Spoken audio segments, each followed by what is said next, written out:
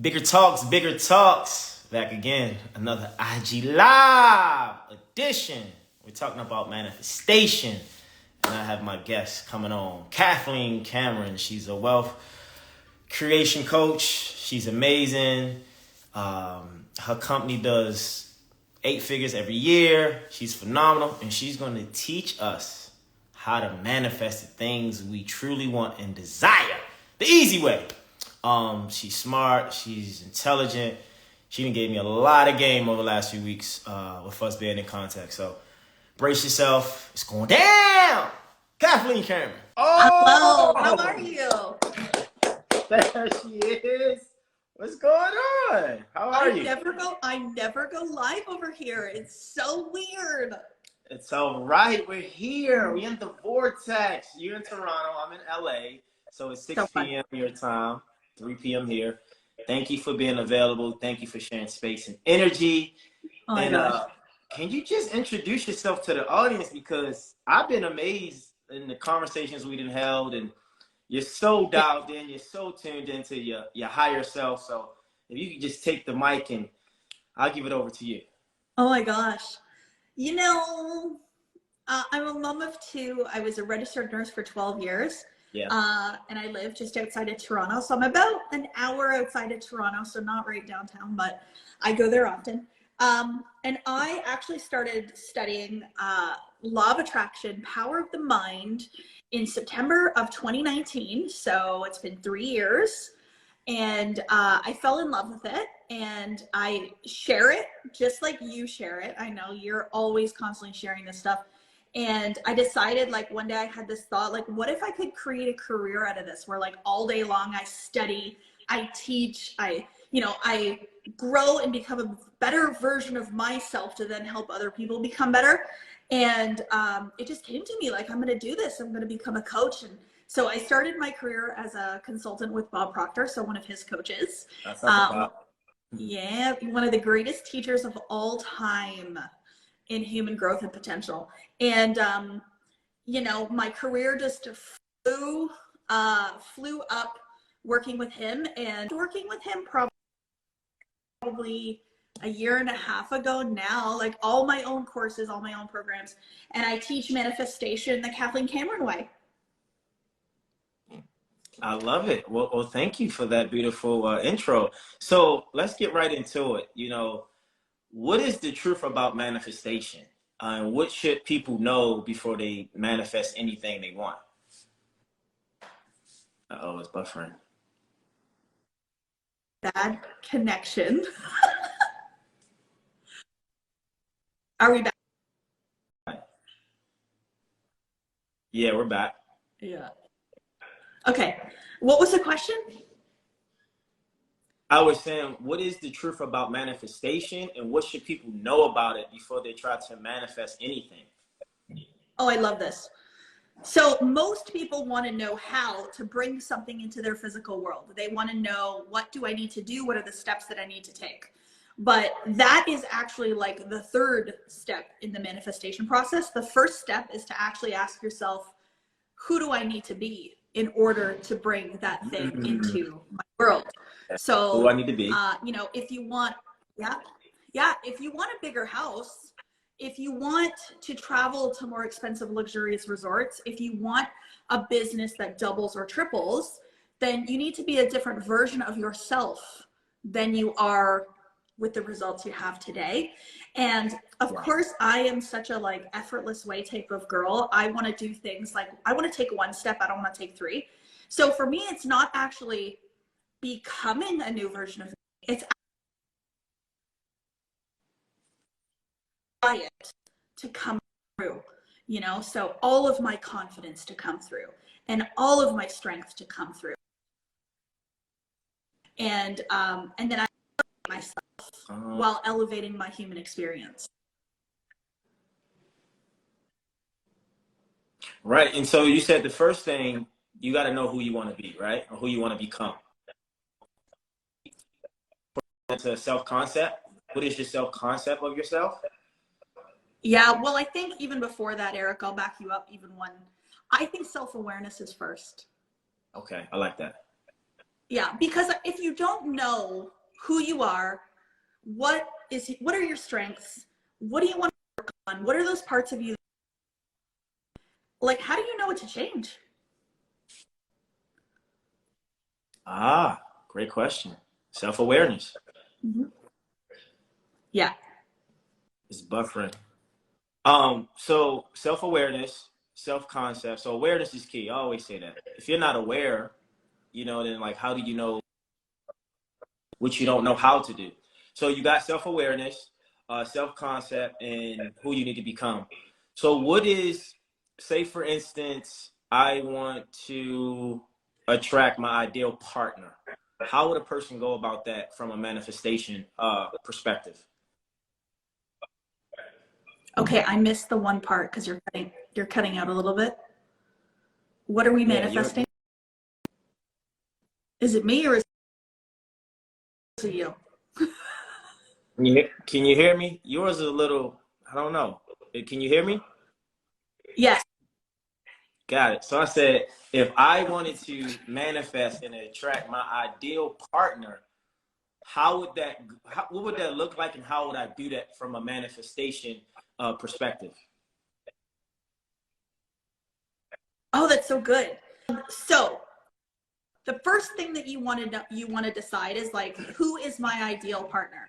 Like, what them that I am like attracted to? Is it somebody that has their own career? Is it somebody that, wants to travel a lot, or somebody that's a bit more of a homebody? Like, what is it you're looking for? And Yeah. also, not a lot of people will do this. I actually recommend people to write out what their ideal relationship is, because you might find the perfect person. Yeah, you might find the person that meets what you write down. Like, he's this tall and he has this job and all these things, but your connection isn't there, or you guys don't get along. And so Mm. to me, it's, who is the person, but then what is the relationship like? And then you've got to do the internal work, because we attract based on who we are. So if you're somebody that doesn't want drama, but you cause a lot of drama, Right. yeah. And, the most common one, I know a lot of people don't cause drama on purpose, but the most common one is lack of confidence. Like, if you want a really confident partner, but you're not confident, it doesn't match up. Oh, can we say that again? So the question is, why is it, as individuals, why is it that we want things we don't embody ourselves? Like, I want someone to love me, but I don't love myself. I want to be successful, but I'm not successful in my mind and my body on how I feel. Why is that, you think?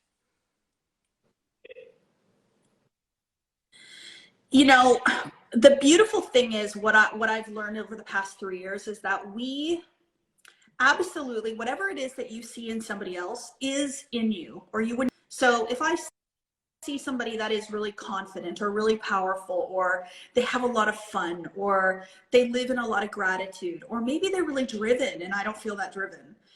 When you see that in somebody and you think, I would love to be like that, all you actually have to do is see that you're already that. Sometimes what happens is we want to be around people that help us feel that way. So I'm going to go hang around with confident people because it makes me feel confident. But the real work is actually not getting it from the outside, but building it from the inside. So, like, pay attention to how confident you are in your life in all of the ways, and it will all start to build. And the next thing you know, you're like, I am confident. Like, what am I talking about? Right. And so that's a great, I mean, because I'm big on osmosis, right? Who you surround yourself with, you'll become. It's just energy. You're sharing Oh, energy, yeah. you're sharing space, thoughts, what are Mhm. energy?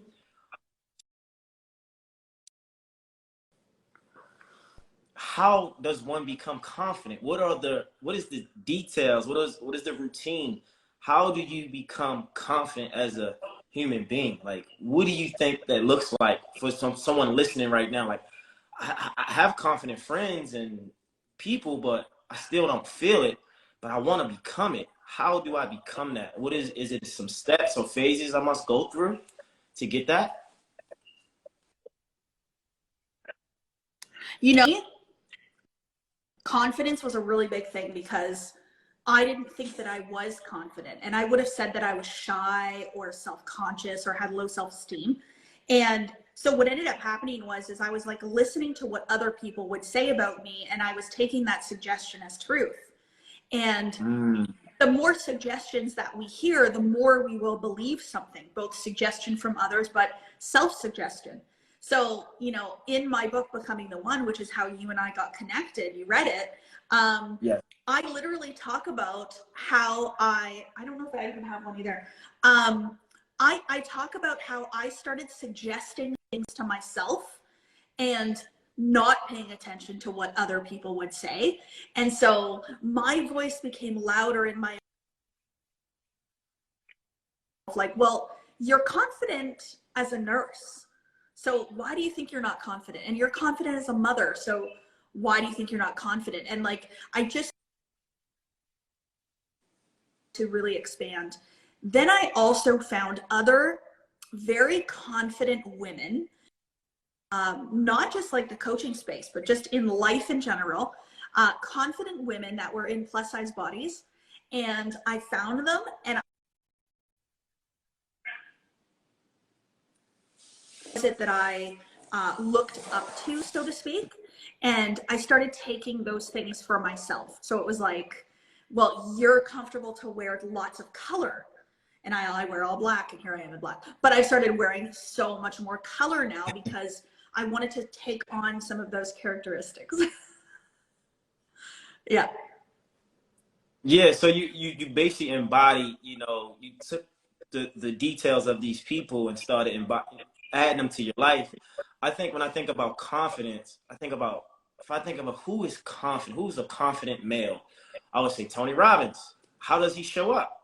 Right? Like, he shows up authentic, he's willing, he's persistent, he's holding himself to a higher standard. And I'm looking at all these intangible traits because the Tony Robbins, the Bob Proctors, right? Zig Ziglars and Jim Rohns, these guys were my mentors when I came to LA.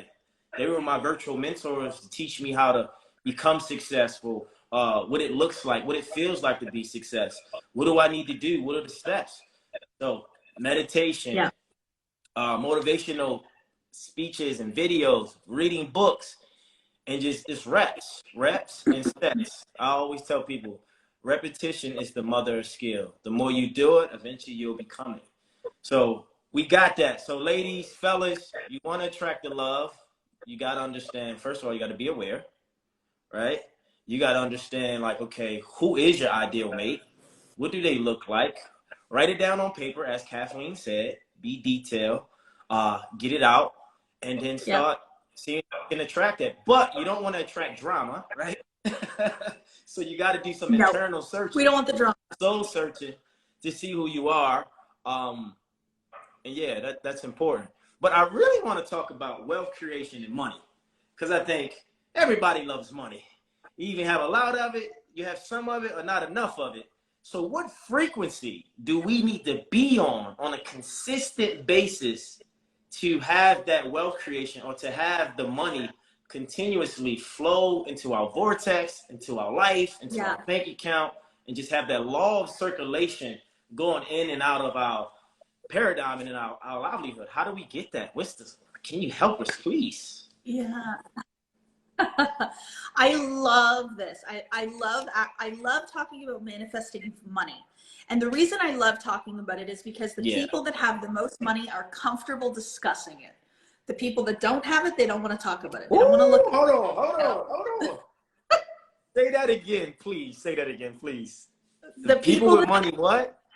The people that have money are the ones that are comfortable talking about it. It's the ones that don't have it, that don't want to talk about it, that don't want to look at their bank accounts, that don't look at the bills, etc. Yesterday, I did a TV interview, and right as the interview started, he said, "Just so you know, we can't talk about manifesting money. The network doesn't want it." And I was like, okay. But it was interesting because it's like, we don't want to talk about how you can bring more money into your life. Why not? Like, it didn't make any sense to me. So I'm so glad that I'm on here now and I get to talk about it. But money is a spiritual idea. Money is something that was created, and it was created by us. It was created by humans.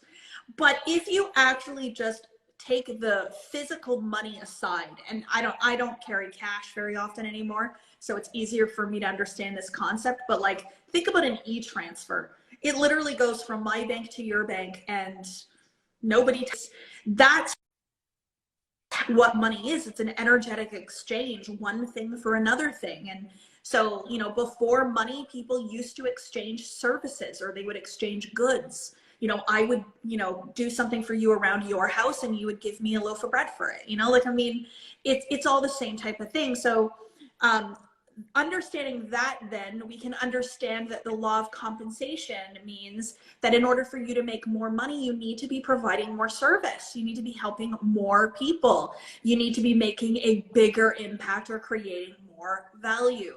So some people think manifesting money is writing out on a piece of paper 1,000 times that you have this amount of money. And so have absolutely seen that. I have manifested sums of money myself that I think, okay, I didn't do anything for that, thank you very much.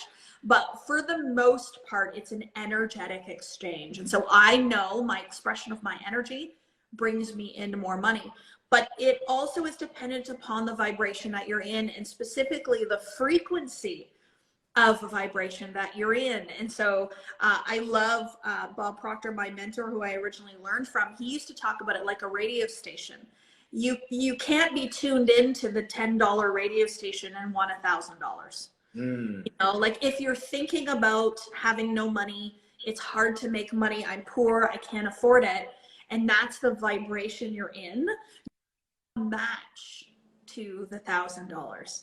And so if you want to bring more money to you through your goods, your service, your value, then you need to start thinking abundance and prosperity. You need to be thinking about that there's more money around than you could even do anything with.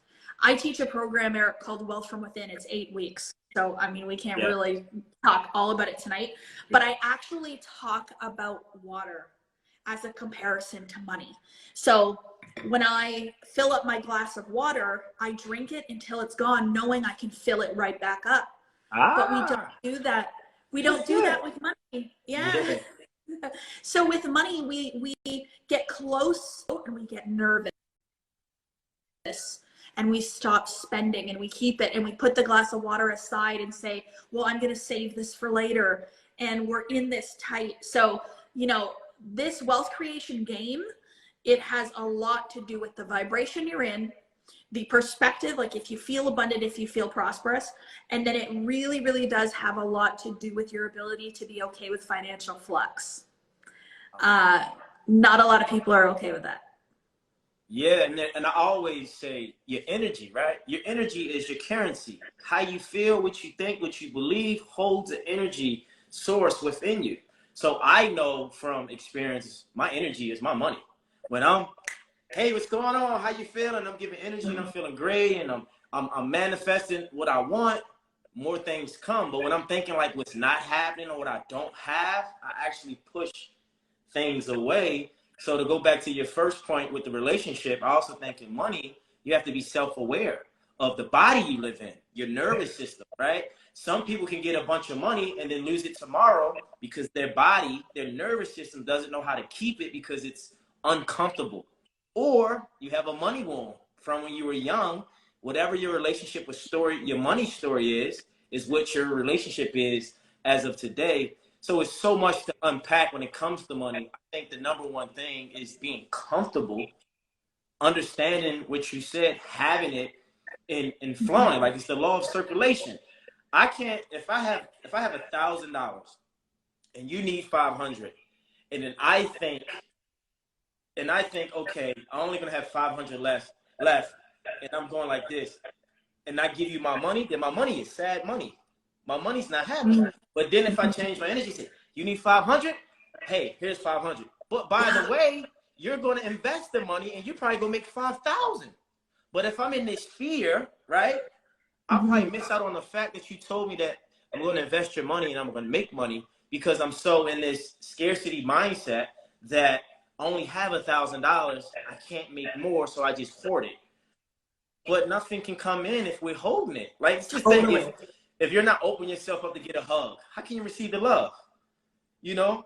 So I think people just got to shift their thinking in their mind when it comes to money, and being open to a new perspective so they can have it flow into their life and they can have the things they want and need. But I always feel like money is really held down to everything.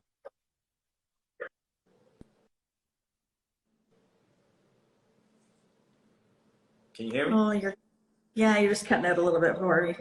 Can I say one more thing about money too? Yes. Yes. You know, everybody thinks they want money. And so it's like, I want more money, I want more money. But you actually don't want money, because money in its own, you know, if you don't do anything with it, it's nothing. Who cares? What you actually want is what the money will give you. So some people, you know, they say time freedom, financial freedom. I heard from Robert Russell. He says that, you know, everybody wants to be prosperous. You want to live a prosperous life. And what does it mean to be prosperous? You feel prosperous when you spend your money. Wow. So it's something that you want to spend it. So people are like, I want money, I want money, I want money, but then they don't want to spend the money once they get the money. You got to say thank you very much for the money and then spend the money. And it's in that circulation. And I always see myself too, that I am a vessel with which money comes to and through, you know, and that really helps have in this moment and really allow it to go through me. And the belief that always more money will come is a very beautiful belief to hold, because no matter what happens, it's always this sense of faith and this knowing that more money always comes. Yeah, I love that fact that you said that you have to spin it to feel prosperous to get it back. I had a friend tell me years ago, he said, Eric, you have to spend your money with gratitude. But when you're spending more money, you're telling the universe you want more. So I'll give you a story. 2016, I was moving from a one-bedroom for roommate to a studio apartment here in LA. And you know, LA it's a nice price. So the studio apartment was $1,850. Mind you, I was paying $650 before, right? Spent $650, then I went to $1,850. It's 2016. At the time, I'm doing Uber, I'm personal training, I'm selling water machines. And I'm like, it just don't make sense. This is stupid. Why would I spend this money? The funny thing is, prior to that unit at $1,850, I found a spot for $1,275. I didn't. So when I applied to get it, I didn't get it. I'm like, okay. So I go to the $1,850. I think it's dumb. It doesn't make sense.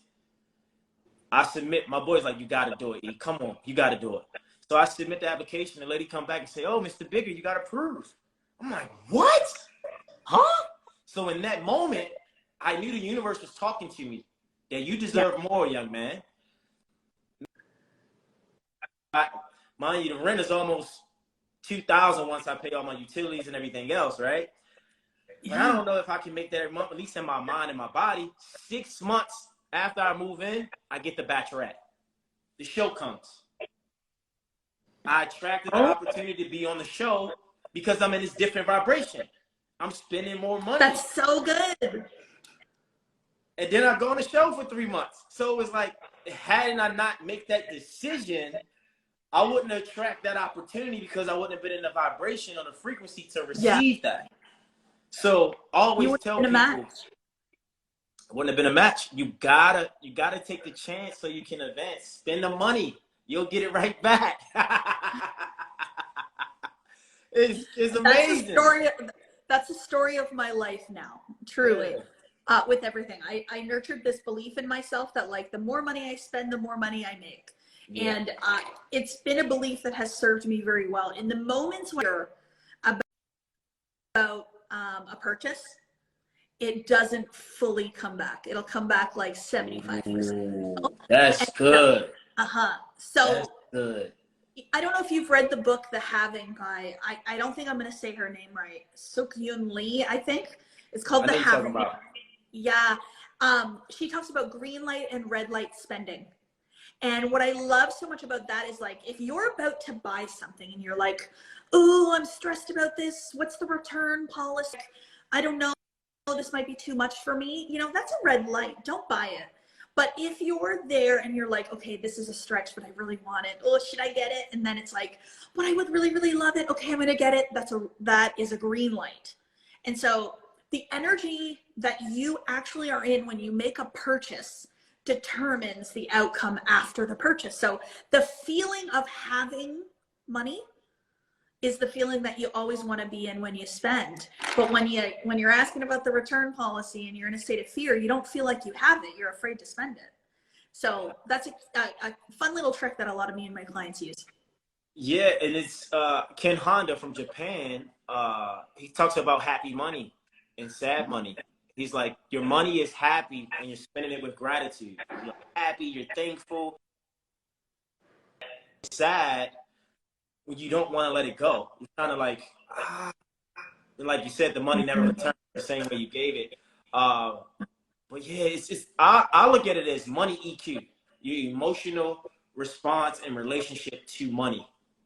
Because if you lose $1 million a day, depending on who you are, you might be down, your body language off, your energy, you're shrinking your energy. But if you say, look, I just spent $1 million, I just invested this money, it's going to come back. I know it is. Yeah. All right, whatever you say. No, I believe it and I know it. It's a different energy. Totally. So I always tell people, be certain when it comes to money, be certain when it comes to love, and be certain when it comes to your passions.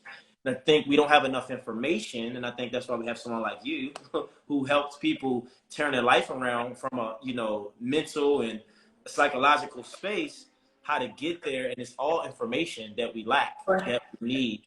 What do you think? Go ahead. I'm sorry. I just want to point out one thing because I know what people are thinking when we talk about this. The next question is going to be, so how do you get into a feeling of abundance? And how do you get happier about spending money when you don't have a lot? And that question always comes up to me. And you don't need money to feel abundant. Okay, so you can feel abundant just in general. So you can actually like go to a really, really expensive, rich community, see all these like Rolls Royces and Bentleys and all this and these big mansions, and look at how much abundance is available. You can go to Las Vegas. I love going to Las Vegas because that entire town was a complete manifestation of the desert up. And it is literally money passing through the machines constantly. Can you even fathom how much money is actually going through all of those casinos and that small space? It's not very big, Vegas. And so to me, it's like you can feel that way. The other thing that I always recommend too is like, instead of buying like a Dunkin' Donuts, and I'm saying the American version instead of Canadian, instead of buying Dunkin' Donuts in like a plastic cup, go to a 5-star hotel and order a coffee. It's probably going to be an extra $2, but you get a beautiful glass, beautiful environment, white tablecloths, and the experience that you have with your coffee is elevated in such a big way. So these are just like little tricks that I teach, and I could go on, but they just help you to tap into that energy of abundance and luxury without having the money to do it, which you'll get the money. Yeah, it's a feeling thing. I always say, he or she who feels it knows it, and then you're attracted. And if people can just focus on how they want to feel, then everything they want will just come to them, and they don't have to put so much energy and effort to get it. You know, like the 3D. Talk about the 3D reality. I get. I work, I get. But there's also a place of working on the internal to manifest it, like you said, and that's really focusing on your energy and being aware of how to do that. So as of now in your life, what is one of your manifestation goals that you have, and what is something you're working on as an individual to get over, to change? Oh my, wow, this is a complex question. This is really fun. Okay. Today I taught, I have a program called Millionaire, and I taught the students today. And one of the things that I taught them was this little thing as I say, oh no, my human is out. And I'm aware when my human is speaking, is my spirit or my awareness is speaking. So it's when I'm coming from a higher level of consciousness versus what I say is the humanism, which is like the personal mind. So when I'm taking something personal, when I'm judging myself, when I'm judging others, when I'm judging my circumstances, you know, there's things that happen and you get an emotional response to it, you react to it. And the reaction might not be how you actually want to react, but how you're programmed to react. And so what I will say is like, okay, here's my human. And then it allows me to say, do I want my human to continue with this? And the answer is no. I would actually like to respond this way instead. I don't want to feel that. Why do I feel that? Because I'm used to feeling that. And so I can change. So this is like the emotional regulation part of manifestation. But what does this mean for my manifestations? Well, I desire to, you know, Diamond Academy, my fourth dimensional reality right now is that Diamond Academy is a $100 million company. Currently in the 3D physical world, we've done 20 million. So we're not, but 100 million is soon, the 3D world very, very soon. In order for that to happen, Kathleen has to go from being 20 million Kathleen to 100 million Kathleen. There is different parts of me that will shift and become and expand into. And one of those things is my judgments. One of those things is my personal mind. The more that I react, the more I take things personal, the more I get my feelings hurt, the more that I, you know, be not so confident or have fears or worries or doubts, the less that I'm going to allow myself to accept as that version of her. So in order for me to have the $100 million company, and I really want a home on the ocean. That's my, you know, a second home on the ocean. I have a home here, but I want a home on the ocean. And in order for me to have that experience now, it's my own growth that will bring it into the physical 3D world. Yeah, and it's powerful because judgments, you know, become perception, and perception becomes reality. So if someone texts me something like, "Oh, I think you're incredible," okay, thank you. And then I see a comment and say, "Oh, you're the worst person ever." I get to choose emotional regulation on where I want to feel, how I want to think, based on my perception of each thing. Right? Oh, this is good. That is bad. But more importantly, most people will go to the bad thing because it's like, oh, I got to protect myself. Am I really that bad? And we just 5 minutes ago, someone, because for some reason that gets more of our energy. But like you said, emotional regulation, disciplining emotions to keep yourself neutral at times when you're in the process of manifesting the things you want, you deserve, and you know you should have. And it's not what we get out of life, it's what we become. And what we become is who we are by the decisions and the judgments we make every day. And I think it's important, like you said, I think that alone, that serves like 60% of the problems we have. Because if you think about it, we don't have problems. We just have circumstances. There's no problems in the world. We make them problems based on the meaning we give it. So totally. You know what I say actually sometimes too? What I will say sometimes too, Eric, is I will say that there's some sort of a story, you know, and it's like, I don't know what the story is. You know, people will leave your life and you're sitting there wondering what happened. There is some story going on within their mind that you're not privy to.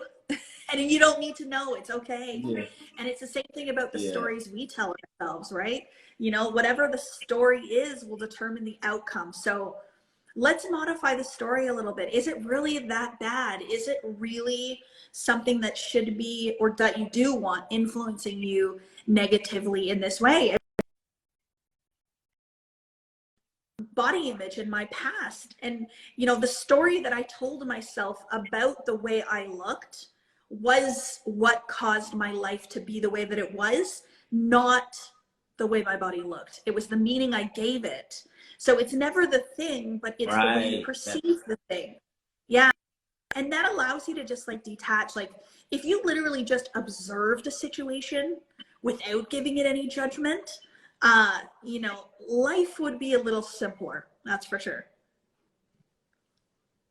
For sure, and you're right, because if we are aware that we choose our feelings based on information, experiences, and the things we hold in our body and mind, our belief systems, then we have more power over our decisions if we know we're the one choosing them. Like if I'm dating someone and I'm like head over heels and infatuated, like, oh my God, like I love this person, but for all I know, this person could really be a bad person, but not to me. I love them. Oh my God. Like, you know, I'm in this phase, right? When I'm dating them and I'm loving them and I'm treating them. And then 6 months go by and I'm like, oh, this person is not really as great as I thought they were.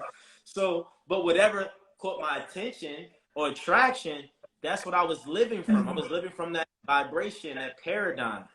And I was choosing it. It wasn't, maybe it was choosing me, but I accepted whatever that was. And watching, hear me out. You have power over your thoughts and you have power over your emotions and your feelings if you just can be aware that you're in control of it all. Totally. Because I was thinking about this probably a few weeks ago. Somebody told me that they wanted to manifest a certain person. Like they wanted this one person to love them back. You know, like they're not looking for like their ideal man, but like this man with this name. I want him and I want him to want me. And I thought, okay, I think that's making things a little bit harder than you really need to, but why this man? And as it turned out, you know, I digged a little bit deeper and she had fallen in love with him. And I said, well, okay, how many dates did you go on? Well, none. And, you know, okay, you didn't go on any dates? No. Was there any romantic connection? No. And like, we dug deeper and I said, can you tell me what's been going on in here? Started telling me that she dreams about him every single night. And she dreams about their relationship. And she dreams about, so she literally fell in love with what she was putting in her imagination. Wow. Right? That's deep. Yeah.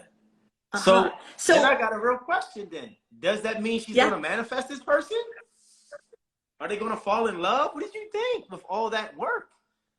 That's powerful. I think it can be very influential work. I do, by my experience alone and what I teach, when you go in your imagination and you experience something over and over and over and over and over again, you convince the subconscious mind, so you behave in a way.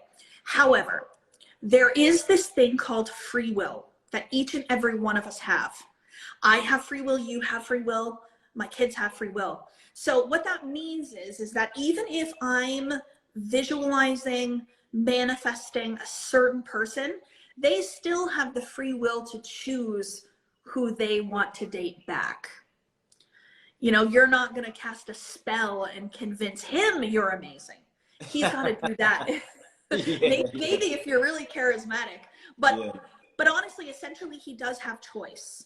And the other thing that's a bit tricky is what she's been visualizing about this man, the dreams and the dream life and the dream experiences might not even be him. You know, like she's visualizing, what I mean is like she's visualizing a man that's like romantic and loving and, you know what I mean? And like, he might not actually be that way. He might be somebody that's not very touchy-feely, or maybe he's not very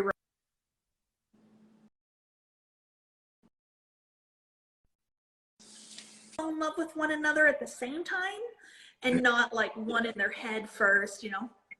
Yeah. That's powerful. I think we were talking offline maybe 2 weeks ago. Can you kind of like explain to the audience the frequency of money and love? I think you were saying like money and love are like on the same frequency. I forgot how you said it. Can you kind of elaborate on that? Yeah. So, you know, I don't know where I read it. But you can look at the frequency, like you can look at the different charts that talk about the different frequencies and, you know, up to enlightenment, which is really beautiful. And love is up at the top. And then a lot of the studies that I've done on wealth creation and money and the vibration and the frequencies all talk about that money and the receipt of money and the feeling of having money is very, very close to the energetic frequency of love. Remember that love is an emotion that we hold. Money is not an emotion. Money is an experience. It's an energetic exchange. Now, we will have an emotion paired with the receipt of money, which is maybe love, right? When you love money, you're open to receive it. You don't,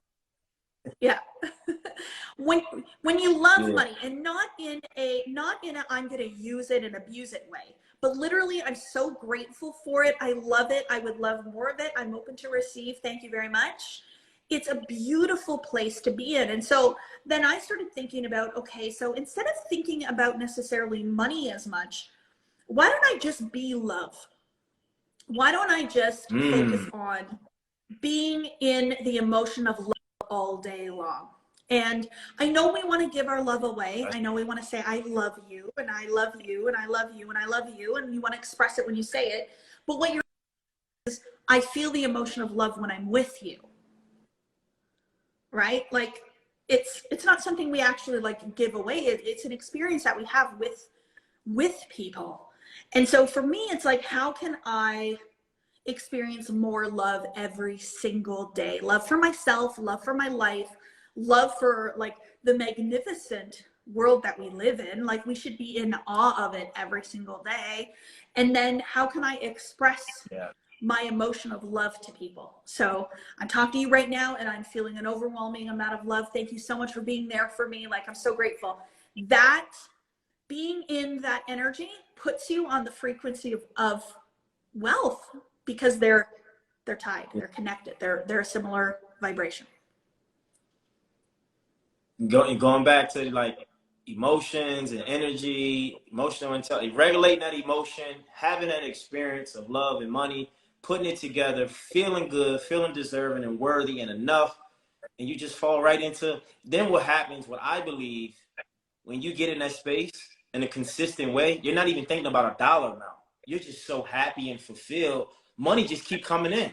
You might get 5,000 over here, 10,000, 50,000, 100,000, 2,000. Hey, what's going on? 2,500. Going once, going twice. It's just start flowing in because you in that flow, right? That's that circulation of money just pouring in because you're happy, you're grateful, and you're open to it, and you just enjoy it. And then being in that energy. So before we leave, I really want to talk about, because I know everybody wants to make more money, everybody wants more love, everybody wants to have a meaningful life and relationship. But how do we as individuals stay in this frequency, Kathleen, of love, abundance, fulfillment, success, happiness? What is the steps to stay in a consistent frequency? Because we talked about before the waves of life, right? And regulating those emotional waves. What is the steps what are some steps people can do to kind of stay in that, that consistent wave of good energy? Yeah. Oh, I think it's important that we first mention, the waves of life is the law of rhythm. Everything goes up and down. So your mood's always going to go up and down. Your vibration is always going to go up and down. And that's expected, and that is okay. And nobody needs to be trying to be high vibe, jumping around, super crazy, ecstatic, positive if they really don't want to be, okay? So that's like my first thing. But the second thing then is to know in yourself, when you feel your best, when you're at that peak, your happiest, your calmest, your most grateful state, what got you there? Was it the book you read? Was it the music that you listened to? Was it the podcast? Was it working with your business? Was it a certain person? What was the thing that allowed you to be in your true state? Because I don't think any of these lower vibrations in these elevated levels of consciousness and frequencies. So there's things that have supported you in those states. So choose your own little recipe. So for me, music is huge. I love to listen to music that inspires me, that makes me want to move my body, that makes me smile. and it allows me very, very quickly to elevate, right? And other people, it might be meditation. Meditation might be the thing that does it for you, or a visualization with a meditation component, whatever. Reading a book, making a. Everybody loves their morning coffee. TikTok and Instagram and people's feeds, they're like, they're loving their coffee. Maybe it's your morning coffee. I think what the coffee represents is a moment of stillness. The coffee represents time with yourself, enjoying your coffee and life, but you know, doing your daily gratitudes, like whatever that is. For me, my morning walk, that does it for me every morning now. If I don't walk, I'm like, you know, I really miss that. And now I seek opportunities to walk in different places. So I'm going to be coming to Malibu, and I can't wait to walk on the beach. I'm like, ooh, my morning walk is going to be on the sand with the sunrise. That's so beautiful. Yeah, it's nice out there. Put your feet on the sand. Yeah. But yeah, so I mean, I think with that being said, I think you hit on a lot of points. Music gets you through. Motion changes emotion. If the music moves your body, you know, that can help you stay in a consistent vibration. Morning coffees, a moment of stillness, right? You and your coffee. Enjoy. Meditation. Meditate. Calm the nerves. Neutralize the body. Walking, intentional walking, grounding, putting your feet in the grass or the sand to let the universe send you energy. I'll add one thing. I would just say being active, working out, running, doing some physical movement. All those things are phenomenal and great, but it's about being consistent. And that's one thing I realized. The more consistent you are in those habits or those things that you do, the better your life will be, the better you'll feel, and you'll start understanding which one works best.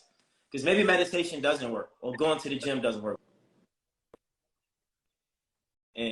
Or maybe having a high-level conversation with someone you love and care about increases your vibe. So I always think, I tell people, this is my perspective. This is Kathleen's perspective. What is your perspective? What works for you? What benefits you? Because we're talking from our point of view and how we see it. But I want people to know that you have power to control and to create your kingdom of wealth creation, abundance thinking, gratitude statements, love, and joy from your own paradigm. So I think it's important for people to take on responsibility of that from this and from everything else in the world that helps scale your the emotional well-being. I think it's important. Yeah, I really love that. And I think the thing that I've learned with manifestation in this journey is that you can manifest in the way that you desire it, and in a path that is resonant with you. You know, I am not somebody that is I went to a Tony Robbins event and he wanted us to be jumping around all the time, and I was like, yeah. At the spa, right. And you know, I'm getting a good night's sleep. I'm not staying up all night, you know. I love him and what he teaches, but just, you know, I do it my way, and I had to say that it's okay to do it my way. You know, it's the way that I love, and it's the way that feels good for me.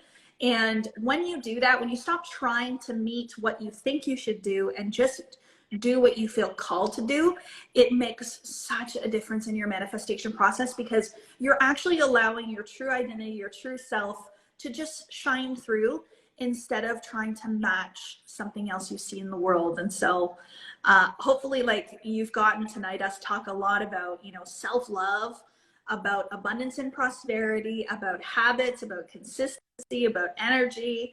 And I hope that you feel that the vibe when we talk about this stuff is so, and you know, your energy and your aura just shines through when you talk about it. Yeah. So is there anything that, you know, of course, everyone on here follow Kathleen Cameron. She's amazing. Do you have any courses, any events, anything coming up that people should know about? How can we follow you? How can we learn more about you? We want to tap into your third eye and the vibration of your world and your wealth creation. Yeah, beautiful. So you know what? If you want something right now, go to YouTube. I think that's probably the best place. Kathleen Cameron on YouTube. There's lots of good content there. As for like free events, we have a free 3-day event coming up called Legacy, and that is November, I think 16, 17, 18. And it's really going to be about how to create foundational legacy for the future. So not to, but creates a legacy for you, for your kids, for your grandkids going forward.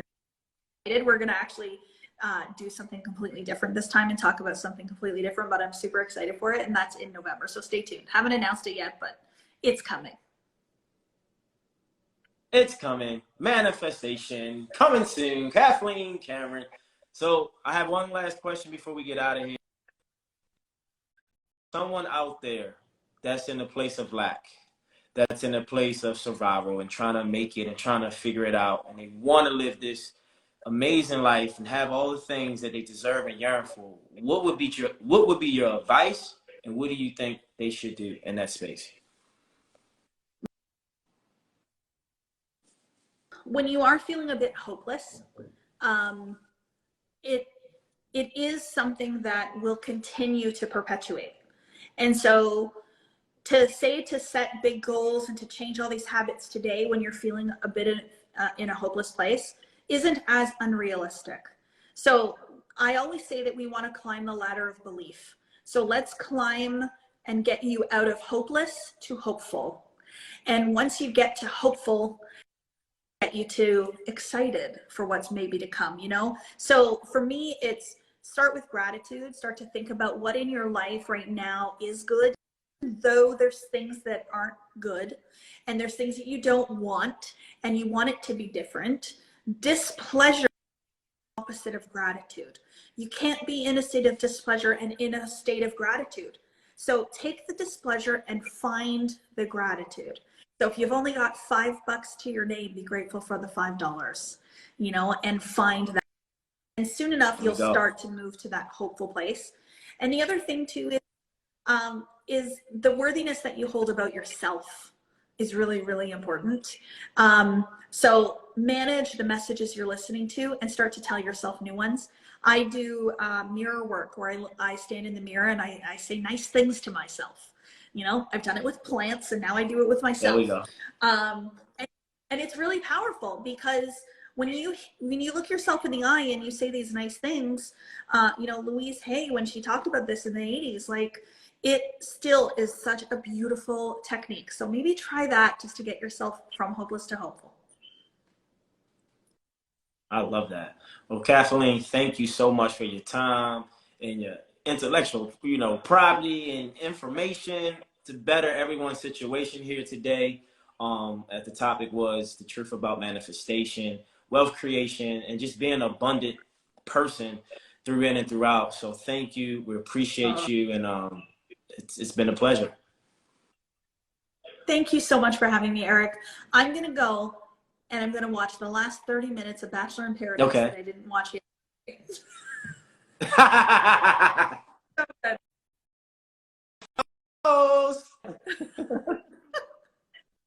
I love it. Well, all right. Talk soon. Have a good one. Be safe. Bye, everybody. There you have it, people. Another Bigger Talks conversation. This was great. And she shared so much wisdom. And I know we had a rocky connection, but I want to, before I get off here, I want to talk about that for a minute. So maybe rocky, right? And I get it. But this is what happens in life. We have these moments of challenges and adversity and setbacks and hardships, and we just stop and give up because it's not the way we want or it's not fulfilling us in the moment. But I'm here to tell you, as you just saw, her and I, we kept going. So if that's you and you got something that's really bringing you down and taking you out of your true self and lessening you from being great, keep going, keep showing up, because then that connection will be connected and you'll have a chance and opportunity to really stand in your power and to be authentic and to develop and evolve as a human being. So I just wanted to know, keep going, don't quit, and stay connected. feelings. Keep them neutral. Regulate those emotions. Thank you. You guys share this and go watch it when you can. This will be up on my YouTube and my podcast sooner than later. Have a good one. Be safe.